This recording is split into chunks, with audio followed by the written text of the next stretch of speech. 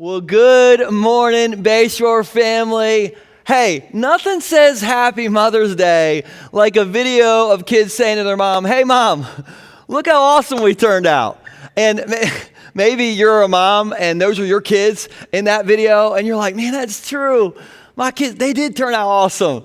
Maybe you're a mom watching this and those kids were your kids in the video, and you're like, "My kid just lied in church because they did not turn out." I'm just kidding. Every kid in that video turned out awesome. But hey, I love Mother's Day. It's one of my favorite Sundays of the year. And I think that we should celebrate moms every day and not just on Mother's Day. Can I get some amens in some living rooms right now?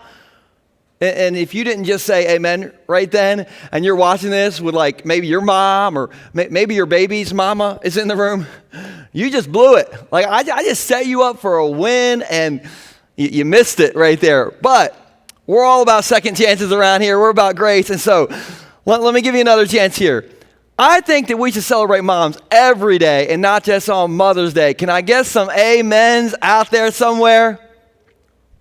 Well, I can hear it all the way in Gumboro. I heard it. I love it. And so if you're just joining us, we've been in a series called I Need a Miracle, and we're not done with that series. We're just kind of take a little halftime on that. Next weekend, be back. My dad is going to do I Need a Miracle Part 4.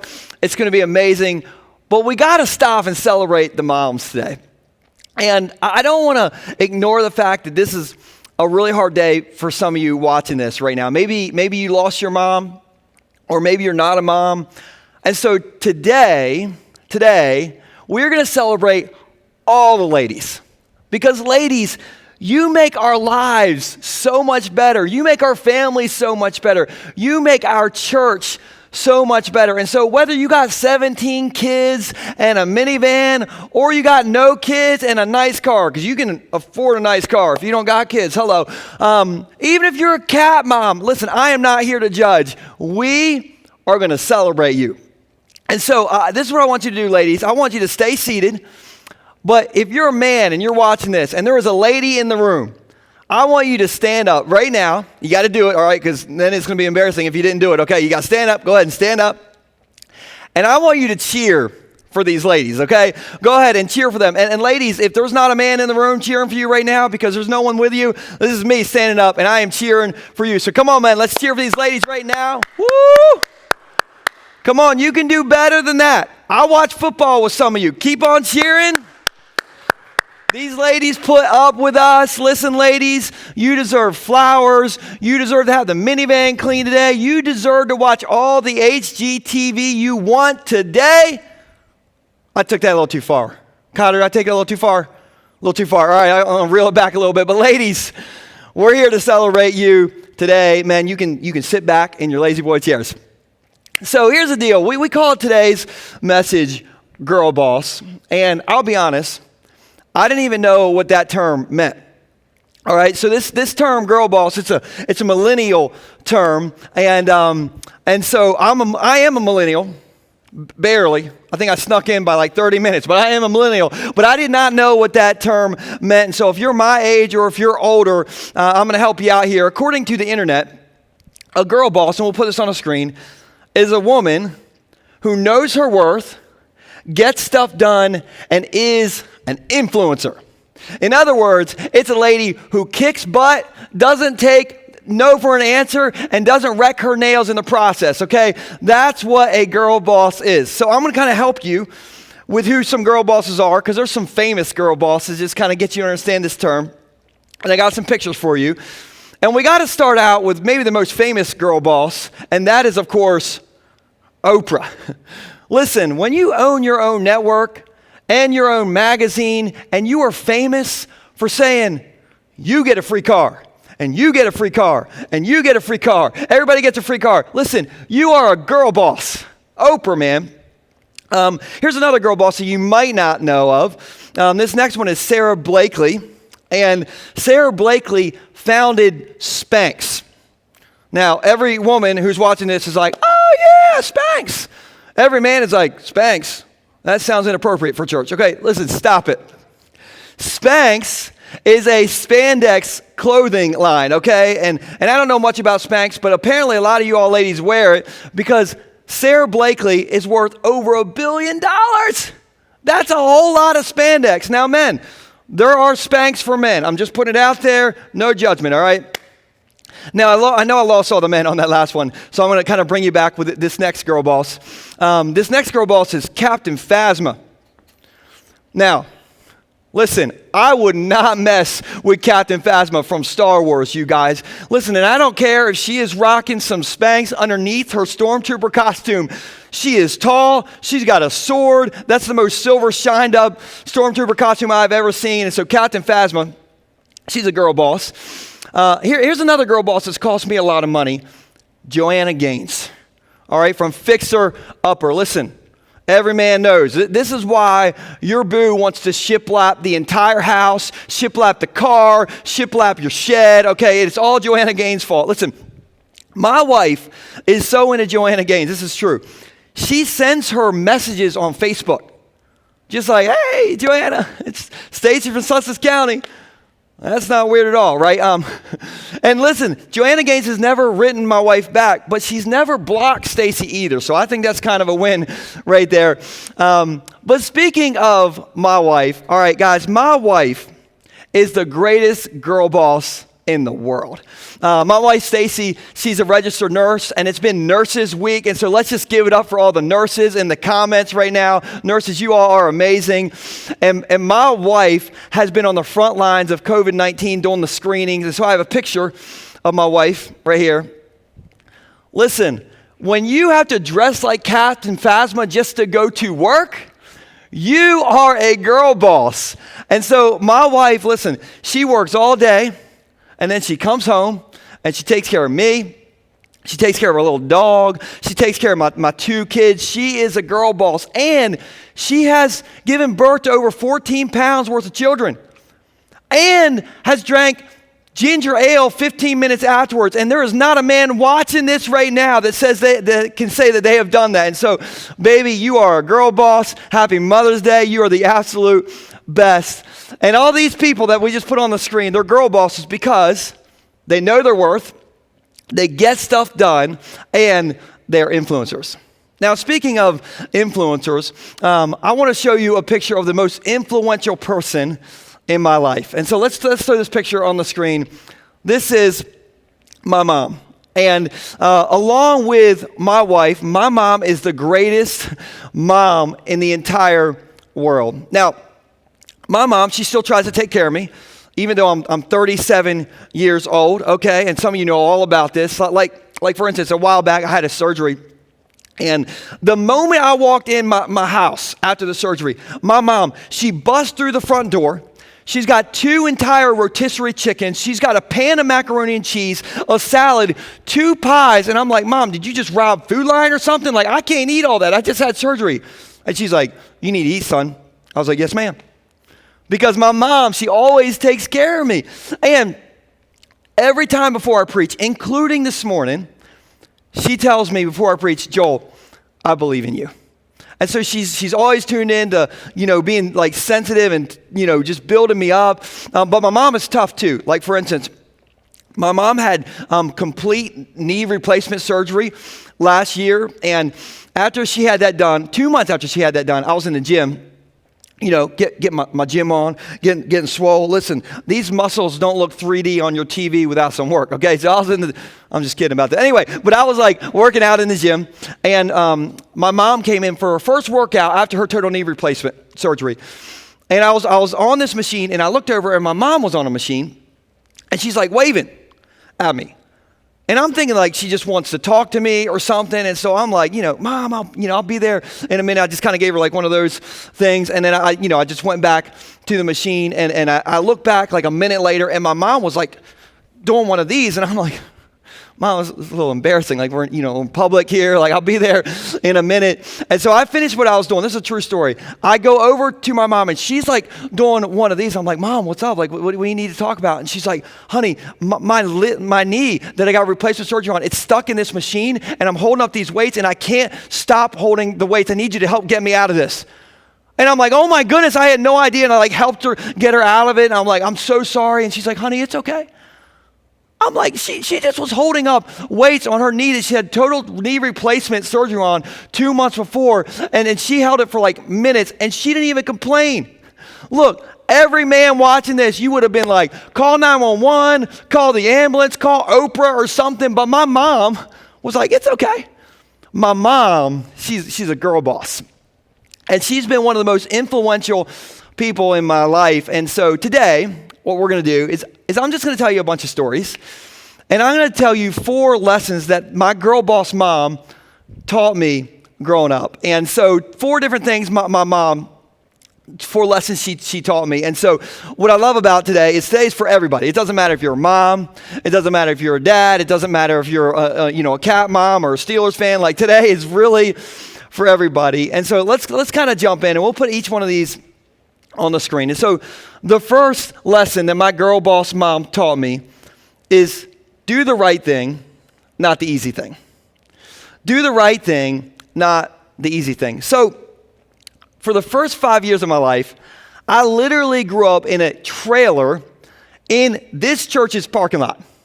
Like literally 100 feet that way is the trailer or the place where I grew up in a single wide trailer. Now, I've said that a million times in different classes that we've had here, but I found a picture this week of that trailer in our church. And so let's throw that on the screen. Now, look at this. This is our church back in the day. Now, I think this is like 1985-ish. But let me just kind of point out a few things going on here. First off, we have this garage right here. Now, this is the only thing in this picture that is still standing today. And here's what I remember about this garage. One day, my brother, he snuck into this garage and he drank gas. True story. And the reason we know he drank gas is because he came into the trailer and he's like, Mom, I drank gas. and if you've ever met my brother or you meet my brother and you're wondering like, what's wrong with him? He drank gasoline as a kid. That's what's wrong with him, okay? So I remember that happening in this garage right here. Next, look at this. Look at this van right here. This is like a 15-passenger church van because in the 80s, you were not a legit church unless you were rocking a 15-passenger Ford Econoline van. And we had our van right here. And here's what I remember about this van. My dad, your lead pastor, he used to take the back seats out of this van, and he would have me and my brother get in the back of the van and stand up. And then he would drive down the road, swerving the van, and the first person who fell lost. True story, okay? And so like, if you were driving down the back roads of Gumboro in the 80s and you saw a church van like swerving all over the road, that was us, all right? That was our lead pastor right there. And so we love the church van. Then here's the trailer that I grew up in, literally right next to the church. Me and my brother's bedroom was right here. My parents' bedroom was here. And on their end of the house, they had this giant, full-size window. And me and my brother, when we were like 4 and 5 years old, we would get in our underwear and we would stand in this window and we would wave to cars on Route 30. True story. And people would call my mom who would go to the church and they would be like, hey, you know, your kids are standing in the window just waving in their underwear again. Completely true. Consequently, our church didn't grow much in the 80s. Then the last thing is this is our church. Now, if you think you went to church a lot as a kid, imagine growing up this close to the church. I always tell people I grew up with a drug problem. Because I was drugged to church on Sunday morning. I was drugged to church on Sunday night. Then we had Monday night prayer. Tuesday was a deacon's meeting. Wednesday was like, Royal Rangers. Like we were drugged to church, me and my brother, all the time. And my dad was our lead pastor. He was also, at that time, the worship leader. He was also the church van driver. Hello. So he did all these things. So he was busy. And so my mom was the one who would get us to church. And she was the one who would always take us to church. Now, me and my brother, we were kind of difficult kids because when we would go to church, we thought we owned the place because we literally lived right next door. We were there all the time. And so like, I remember one time I told my Sunday school teacher, sweet Miss Connie, I told her, I was like, listen, Miss Connie, I don't need to listen to what you're saying because my dad's the president of this place. And so Miss Connie, and she still comes to the church. That's a miracle right there. But we were difficult. And my mom, it would have been so much easier if my mom had just skipped church and skipped bringing us to church. It'd be so much easier for my mom to just like put on a VHS in our trailer and just skip taking us to church. But my mom, even though we said embarrassing things to the Sunday school teachers, even though we ran around this place like crazy, she always made sure that we came to church. And we hated it sometimes. But today, I love the church. And I can trace my love for this church. I can trace my love for the church back to this picture and my mom saying, hey, it may be hard, but we are going to do the hard thing and we are going to go to church because it's the right thing to do. Listen, my mom taught me that you don't do the easy thing, you do the right thing. And maybe right now you are like facing a hard thing in your life and you know what the right thing to do is, which by the way, isn't it true that knowing what's right and doing what's right are two totally different things? Like if I'm driving down Route 24 and you cut me off in your 15 passenger Ford Econoline church van, okay, you cut me off. Listen, I know what the right thing to do is, but my Honda Civic starts to like whisper to me, just press the horn, Joel. Just a little bit, like you're not really a pastor technically while you're driving, right? Like you've ever like known what's right, but you just want to do something a little different. Listen, knowing what's right and doing what's right are two totally different things. And so what do we do? Well, here's what a guy named Paul said in Philippians 3, verse 12. And we'll throw it on the screen so you can follow along. Paul says this. He says, I don't mean to say that I have already achieved these things or that I have already reached perfection, but he says, I press on to possess that perfection. Or you could say, I press on to do the right thing for which Christ Jesus first possessed me. And I love that verse because I just want to use this to remind somebody who you're facing something that's hard and you know what the right thing to do is. And you're like, I know what's right, but I don't know if I can do what's right. And I just want to encourage you today to press on. Do the right thing. Push through that. And if you do the easy thing that might be like give you like some gratification in the moment, listen, down the road, it's not going to be the right thing. So press on, push, do the hard thing. And most of life's biggest decisions, we don't always have the support of the crowd.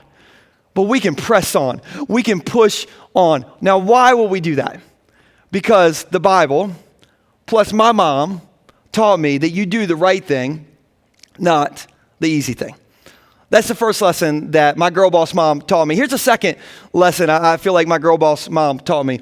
And it's this, that you invest in what you love. You invest in what you love. Now, I need everybody to participate on this. If you are old enough that you went to college, and if you went to college, I need you to get out your phones right now. And I need you to leave a comment and just let us know where you went to college. Okay, this is your moment to just like put out where you went to college, let us know. And maybe you've waited your whole life for the pastor to say, get on your phones in church. I got you. This is your moment right now. I need everybody just let us know what college you went to. And while you're doing that, I'll just kind of tell you where I went to college and tell you that I beat you, I think. And the reason I say I beat you is because I went to 3 different colleges to get my undergrad degree. I went for like a 3-for-1 deal. I went to University of Delaware, Wilmington University, and Del Tech to get my undergrad degree, all right? Like I went to every college in Delaware. And I'll never forget my first semester. My very first semester, I signed up for Biology 101, and my science teacher was Dr. Curtis. And Dr. Curtis loved science. And I thought Dr. Curtis loved me because the very first day of class, he's like, hey guys, for your tests in this class, you can bring an index card and you can write anything you want on that index card just to kind of like jog your memory to help you along with the test, and you can bring it and use it during the test. And I thought, whoo, I'm going to ace the crud out of college. And so I remember my very first test, I got my index card, I filled it all out, I was ready to go, and Dr. Curtis put that test in front of me, and there was not one thing that was on my index card that was on that test. Not one thing. And I can't remember my exact grade, but I got like a 40 or something. Like it was not good. And I was like, I'm going to fail the crud out of college. And And so I went outside the classroom after I got my test score, and I called my mom on my Nokia cell phone. I'll never forget this. And I said, Mom, can I drop out of biology? And she said, you got to call and ask your father first. And I said, come on, Mom. And she said, you got to ask your dad. And so I called my dad, and my dad was not pumped, all right? But I just reminded him that he used to drive us down the back roads of Gumboro in the van without seats in the back, and then Mom didn't know about that yet. But she could know if I told her, and he's like, okay, you can drop the class. So I dropped out of biology, and I tell you that to tell you that I did not get any scholarships to go to college. Okay, listen, when you as a kid stand in your trailer window in your underwear to wave at traffic, you're probably not going to get scholarships. And so I didn't get any scholarships, and my parents paid for me to go to college. Now, I never knew what it cost to go to college until one time my mom had, she was late to send in the check to pay for my college tuition that semester. And so before I was leaving home to go to college that day, she handed me a check and she said, on your way to school, can you stop by the college registrar's office and just pay for this semester? I didn't get a chance to send it in the mail. And so I looked at this check, and the check was for like $3,000. And I was like, I had no idea that's how much college costs. And listen, guys, we didn't have any money growing up, all right? My mom drove a 1987 Brown Buick where the headliner had detached from the ceiling. And when you put the window down, you had to roll the windows down back in the day, all right, and we would roll the windows down, the headliner would flap in the wind like this as we drove down the road. We didn't have any money, but my mom and my dad were like, we love Joel, and so we are going to invest in him. And that whole concept, you invest in what you love, I think you get that. Most of us get that concept, except when it comes to where we stand in our relationship with God. Because I think for a lot of us, we don't think that we're worth very much. A lot of us, we don't think very highly of ourselves. Now, some of you maybe think too highly of yourselves, all right? That's a whole different story. Most of us, though, we don't think very highly of ourselves. And the reason I know that is because if you talked to other people the way that you talk to you, you wouldn't have very many friends. Well, let me say that again. If you talk to other people the way that you talk to you, you wouldn't have very many friends. You would never talk to other people the way that you talk to you. Isn't that true? I'm going to make a pastor confession. That's true for me. And why do we do that? We do that for two reasons. We either do it because of what we've done or because of what's been done to us. And we think, I'm not worth anything. I'm like a second-class citizen. And so I just want to tell you on this Mother's Day, that may feel true, but that's not true. It is not even close to being true. And the reason I know that is because if it's true that we invest in what we love, and I think we know that's true, then keep that in mind. Let me show you a verse. 1 John 3:16 says this: we know what real love is because Jesus gave up, or you could say Jesus invested his life for us. Listen, we know what real love is because Jesus invested his life for us. And so it doesn't matter who you are. It doesn't matter what you've done. It doesn't matter what's been done to you. Jesus gave up his life for you, which places a value on you. And do you know what that value is? Do you know what that this verse means? It means you're priceless. And you may feel worthless, but Jesus proved you were priceless when he gave up his life on a cross for you. And so that concept, you invest in what you love. I watched my mom do that in my life, but Jesus has offered you that and has done that for every single one of you watching. And so this Mother's Day, you may feel worthless, but Jesus proved you're priceless because you invest in what you love, and he invested in you. Here's the third lesson that my girl boss mom taught me, and it is to forgive quickly.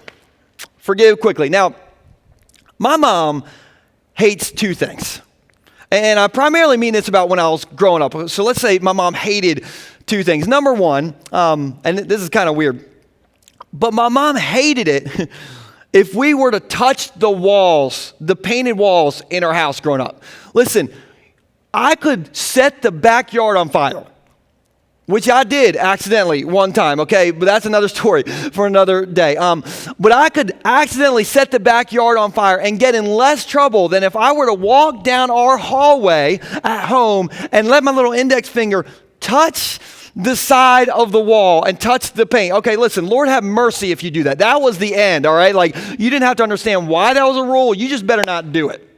My mom hated it if you touched the walls. The second thing that my mom hated growing up was that when me and my brother would fight. And me and my brother fought a lot. All right, because that's what, brothers do. And my brother always beat me up because he's older than me and he's bigger than me. And so, like, the way I get back at him is I tell 2,000 people that he drank gasoline as a kid. All right, so that's just me getting back at my brother. But anyway, we fought a lot. And I'll never forget this. One day, my mom, when we were kids, she drove us to the mall. Come on, 80s, man. She drove us to the mall. And on the way to the mall, she stopped by this country store in our brown Buick. And before she got out, she looked at my brother and I. And she said, when I go in this store, I want you to stay in the car, but do not fight. And so she got out of the car, and everybody who grew up with a brother knows exactly what we did the moment my mom shut that car door. All right, she shut that car door, and we were like, oh, it is on in the brown Buick, baby. And we fought so hard in the brown Buick. My mom will verify this. We fogged up all the windows on the inside of the car.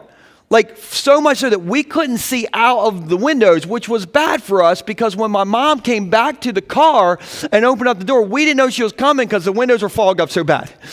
And if you fight so bad that you fog up the windows, it is a fight, buddy. And so my mom opens up the car door, and my brother has me in like this jujitsu hold. And my mom had a Pentecostal moment.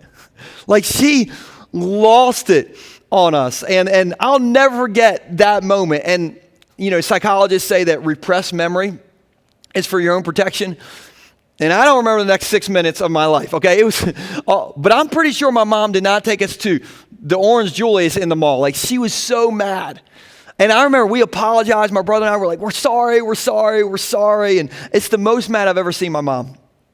But after we said we were sorry, my mom forgave us. She never brought it back up. She never held it against us. And I really think that my mom had this down, to forgive quickly, because as a pattern in her life, she always, and still to this day, forgives quickly. Which reminds me of a conversation that Jesus had with his friend named Peter. And one day they're talking, and Peter asked Jesus, he's like, Jesus, like, how many times do I got to forgive somebody? Which, you've had that thought before, all right? Because if you've ever stood in the grocery line in the 12 items or less line, and the person in front of you has like 72 items, you're like, Jesus, how many, do I have to forgive this guy like 72 times? Like, how many times, Jesus, do I have to forgive this guy? And so, like, we've all wondered that question before. And so here's how this conversation goes. Matthew 18, starting in verse 21. Then Peter came to Jesus, and he asked him this question, Lord, how many times shall I forgive my brother or sister who sins against me? Up to 7 times? Like, Peter's like, that's a lot of times. 7 times, that's a whole lot of grace, Jesus.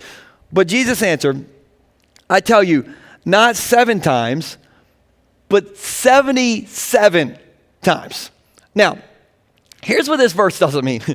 This verse doesn't mean that you get like an index card, and when somebody like does something wrong to you, you just like go, that's one. 76 to go, buddy.